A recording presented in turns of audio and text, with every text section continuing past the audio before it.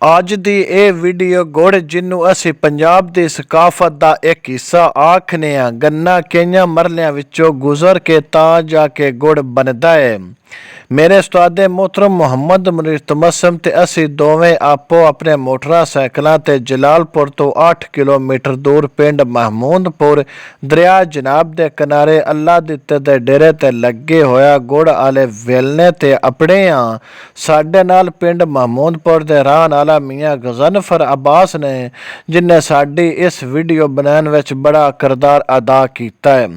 ਸਭ ਤੋਂ ਪਹਿਲੇ ਖੇਤਾਂ ਵਿੱਚ ਲੱਗਾ ਹੋਇਆ ਕਮਾਨ ਦੀ ਫਸਲ ਨੂੰ ਤਿਆਰ ਕਰਨ ਵਾਸਤੇ 1 ਸਾਲ ਦਾ ਅਰਸਾ ਲੱਗਦਾ ਹੈ। ਉਸ ਤੋਂ ਬਾਅਦ ਇਹ ਕਮਾਨ ਗੁੜ ਬਣਾਉਣ ਦੇ ਕਾਬਲ ਹੁੰਦਾ ਹੈ। ਉਸ ਨੂੰ ਵੱਢ ਕੇ ਤੇ ਸਾਫ਼ ਕਰਕੇ ਟਰਾਲੀ ਵਿੱਚ ਲੱਦ ਕੇ ਵੇਲਣੇ ਤੇ ਲਿਆ ਕੇ ਲਾਈਦਾ ਹੈ।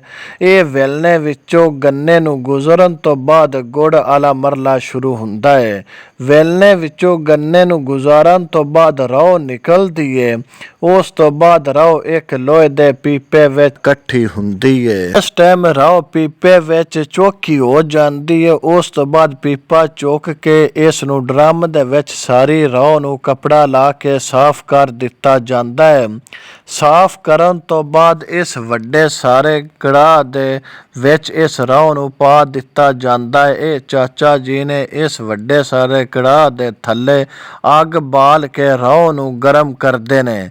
ਜਿਸ ਟਾਈਮ ਰੌ ਗਰਮ ਹੋ ਜਾਂਦੀ ਹੈ ਉਸ ਤੋਂ ਬਾਅਦ ਰੌ ਵਿੱਚ ਮਿੱਠਾ ਸੋਡਾ ਦੇ ਰੰਗ ਕਾਟ ਵੀ ਸੱਟਦੇ ਨੇ, ਕਿਉਂ ਜੇ ਗੁੜ ਚੰਗਾ ਚੋਖਾ ਰੰਗ ਦੇਵੇ।